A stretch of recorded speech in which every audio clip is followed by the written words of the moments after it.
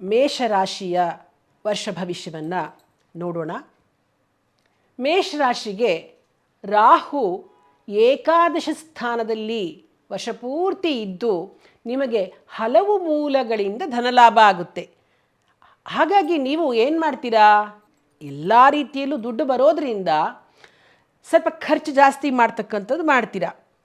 ಮತ್ತು ಏನಾಗುತ್ತೆ ನಿಮಗೆ ಅಂತಂದರೆ, ಧಾರ್ಮಿಕ ವ್ಯವಹಾರಗಳಿಗೆ ಅಂದರೆ ಯಾರಾದರೂ ದೇವಸ್ಥಾನದವ್ರು ಕೇಳ್ಕೊಂಡು ಬಂದರೆ ಅಥವಾ ಏನಾದ್ರು ಡೊನೇಷನ್ಗೆ ನೀವು ದಾನ ಮಾಡ್ತಕ್ಕಂಥದ್ದನ್ನು ಮಾಡ್ತೀರಾ. ಮತ್ತು ನಿಮಗೆ ವಿದೇಶಿ ವ್ಯವಹಾರಗಳಲ್ಲಿ ಲಾಭ ಉಂಟಾಗುತ್ತೆ. ಮುಖ್ಯವಾಗಿ ಅದನ್ನು ನೀವು ನೆನ್ಪಿಟ್ಕೊಳ್ಳಿ. ಮತ್ತು ನಿಮಗೆ ಎಲ್ಲ ರೀತಿಯಲ್ಲೂ ಅನುಕೂಲ ಆಗ್ತಾ ಇರುತ್ತೆ. ಆದರೆ ಗುರು ತೃತೀಯದಲ್ಲಿದ್ದು ಧೈರ್ಯ ನಿಮಗೆ ಇದ್ದರೂ ಕೂಡ ಗುರು ಬಲ ಇಲ್ಲದ್ರಿಂದ ಸ್ವಲ್ಪ ನಿಮಗೆ ಆರೋಗ್ಯದ ಕಡೆ ಗಮನ ಕೊಡಬೇಕಾಗತ್ತೆ.